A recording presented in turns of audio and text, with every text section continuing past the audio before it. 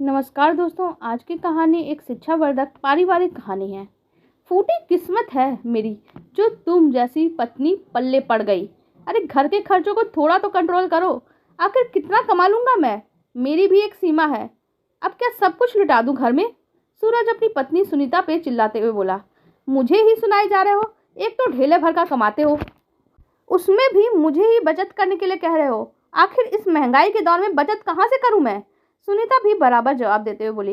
अरे कम से कम पहले बचत होती तो थी, अब तो वो भी नहीं होती। अचानक कोई खर्चा आ गया तो कुछ भी नहीं है हमारे पास।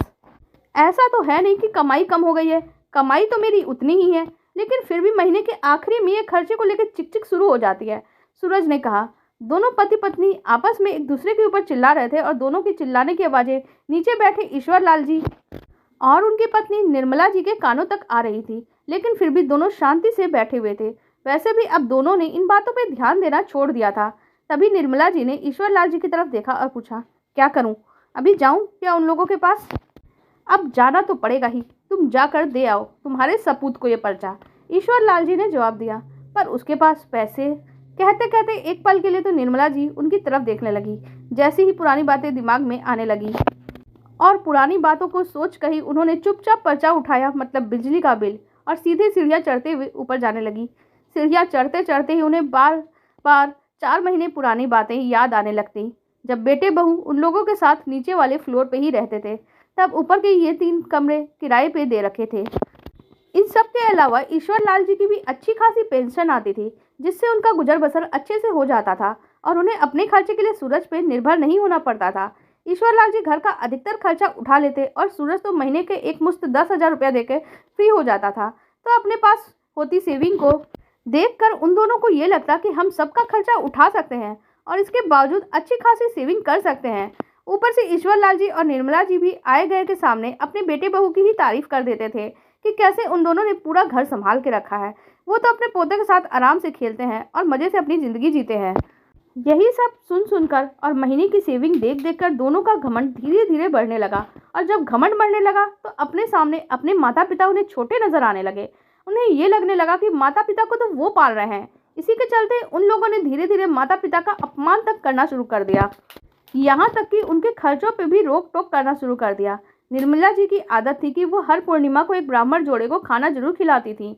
एक दिन जब ईश्वर लाल जी घर पर नहीं थे, तब निर्मला जी मंदिर में रहने वाले ब्राह्मण जोड़े को भोजन के लिए बुलाने जा ही रही थी कि तभी सुनीता ने पीछे से टोक दिया। मम्मी जी, ये क्या फालतू की आफत पाल रखी है आपने? हर पूर्णिमा को भोजन कराना जरूरी है क्या? कितना फालतू का खर्चा हो जाता है, आपको कुछ पता भी है? ये सुनकर निर्मला जी कुछ कहने को हुई तो सूरज भी उनके हाँ में हाँ मिलाते हुए बोला, मम्मी सही तो कह रही है, वो ऐसे फालतू चीजों पे खर्चा क्यों करती हो? अब तो छोड़ दो ये सब चीजें। सूरज को ऐसा कहता देख निर्मला जी चुप हो गई। कहीं ब्राह्मणों को घर पर बुलाने के बाद बच्चे उनकी बेइज्जती ना कर दें, यह सोचकर निर्मला जी चुप हो गई। पर उनका मन नहीं माना तो अपने पास से पैसे निकाल के मंदिर में भोजन के लिए पैसे देकर आई।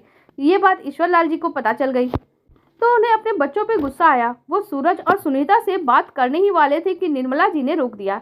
इस तरह एक दिन निर्मला जी ने ईश्वर लाल जी से कहा, मैं क्या कह रही हूँ जी, अपनी मानसी को आए हुए बहुत दिन हो गए, अब तो उसकी याद भी आने लगी है।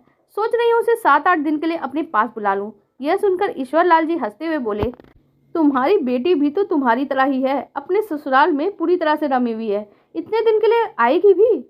मैं एक काम करती हूँ, उसे फ़ोन लगाकर बोल देती हूँ, फिर वो जितने दिन के लिए कहेगी उस हिसाब से मेनू डिसाइड कर लेती हूँ और फिर उस हिसाब से सामान भी मंगवा लेती हूँ। अपने हाथों से अपनी बेटी को बनाकर खिलाऊंगी।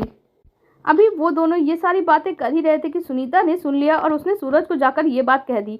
बस फिर क्या था, सूरज और सुनीता तमतमाते हुए ईश्वर लाल जी के कमरे में आए और बोले, पापा मैं क्या सुन रहा हूँ, आप मानसी को 7 से 8 दिन के लिए यहाँ बुला रहे हो? हाँ बेटा, तेरी मम्मी कह रही है बहुत दिनों के बाद मानसी आएगी, कितना समय हो गया है उसे आए हुए, उसकी तो याद भी आ रही है। तो बस इसीलिए हम दोनों ने यही डिसाइड कर लिया कि अब उसे, बस आप लोग फालतू है तो दुनिया को फालतू समझ के बैठे हो क्या? यहाँ बैठ के बस फालतू के प्लान बनाते रहते हो, एक बार हमसे पूछ कर तो देख लेते। सूरज ने कहा, बेटा कैसी बातें कर रहा है तू अपने पापा से? और तुझसे क्या पूछते, अपनी बेटी को बुलाने के लिए भी अब तुझसे इजाज़त लेनी पड़ेगी क्या हमें?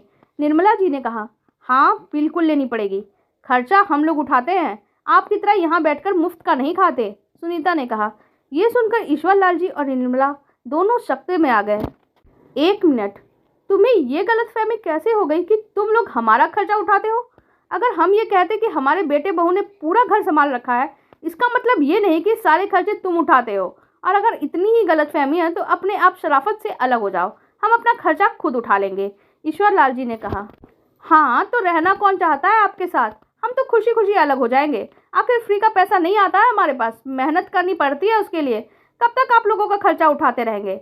और फिर कोई एहसान भी तो नहीं किया आपने, सुनीता ने कहा। ठीक है बेटा, जैसा तुम्हारा मन। इतना कहकर ईश्वर लाल जी ने उसी समय किराएदारों को घर खाली करने के लिए कह दिया। जब 3 दिन बाद किराएदारों ने घर खाली किया, उसके बाद सूरज और सुनीता को ऊपर वाले में शिफ्ट कर दिया और खुद निर्मला जी के साथ नीचे रहने लगे। शुरू में दोनों को बहुत अच्छा लगा, वो दोनों को और उनका छोटा सा बेटा, और बस उन्हें आज़ादी मिल गई। लेकिन 4 महीना बीतते बीतते दोनों को असलियत पता चल रही थी। अब जाकर आटे दाल का भाव पता चल रहा था। कभी सिलेंडर तो कभी बिजली का बिल, कभी सब्जियां तो कभी घर का राशन, छोटे बच्चे के साथ आए दिन के खर्चे। दिन में ही दोनों को तारे नजर आने लगे थे। आए दिन दोनों में चिकचिक शुरू हो गई। खैर अभी वो दोनों चिकचिक करके मुंह फुलाकर बैठे ही थे कि इतने में निर्मला जी ने दरवाजा खटखटा दिया। सूरज ने जाकर दरवाजा खोला तो निर्मला जी को खड़ी देखकर हैरान रह गया। इससे पहले कि वो कुछ बोलता, निर्मला जी ने बिजली का बिल निकाल कर उसे देते हुए कहा, बेटा ये बिजली का बिल आया है, इसे समय पे जमा करवा देना, पिछली बार की तरह लेट मत कर देना। इतना कहकर वो वापस नीचे आने लगी। उसके बाद आवाज़ आई, ये क्या है, मजाक कर रही हो मम्मी तुम? 7,000 रुपये का बिल। 7,000 रुपये का नाम सुनते ही सुनीता भी खड़ी हो गई, पर निर्मला जी ने जवाब नहीं दिया। वो चुपचाप नीचे उतर आई। अब सूरज और सुनीता भी उनके पीछे पीछे नीचे आ गए और आते ही सुनीता बोली, ये क्या है पापा जी, आपने ये बिजली का बिल हमारे पास क्यों पहुंचा दिया? हम क्यों बिल भरेंगे आपका भला? बिजली आप फूको और पैसे हम देंगे। उसकी बात सुनकर ईश्वर लाल जी बड़ी ही शांति से बोले, देखो बहू, हमारे हिस्से का बिल तो हम दे चुके हैं और ये तुम्हारे हिस्से का बिल है। तुम शायद भूल गई हो कि दोनों माले का मीटर अलग अलग है। अरे तो ये 7,000 रुपये, क्या हम अकेले ही 7,000 रुपये की बिजली फूक गए? जरूर आपका बिल भी इसी में मिला हुआ होगा। कुछ ना कुछ तो गड़बड़ कर रखी होगी आपने। सुनीता अभी भी मानने को तैयार नहीं थी। ईश्वर लाल जी मुस्कुरा कर बोले, बहू बिजली वालों को बुलवा लो, चेक करके बता देंगे कि तुम रात रात भर टीवी देखती हो, एसी ऑन छोड़ देती हो, बिना जरूरत के कमरे के लाइट और पंखे चालू रहते हैं, तो बिजली का बिल तो इतना आएगा ही ना। वैसे भी 7,000 तो बहुत कम है। कई बार तो मैंने 9 से 10,000 का बिल भी भरा था। अब तो सुनीता की आवाज़ तक नहीं निकल रही थी। इधर सूरज से भी कुछ कहते नहीं बन रहा था। फिर सूरज ने थोड़ा हिम्मत करके कहा, पापा हमें अपनी गलती का एहसास है, क्या हम लोग वापस पहले की तरह साथ नहीं रह सकते? यह सुनकर ईश्वर लाल जी ने कहा, नहीं बेटा, अब मैं ये गलती नहीं कर सकता। जब तक जिंदा हूँ स्वाभिमान के साथ रहूँगा।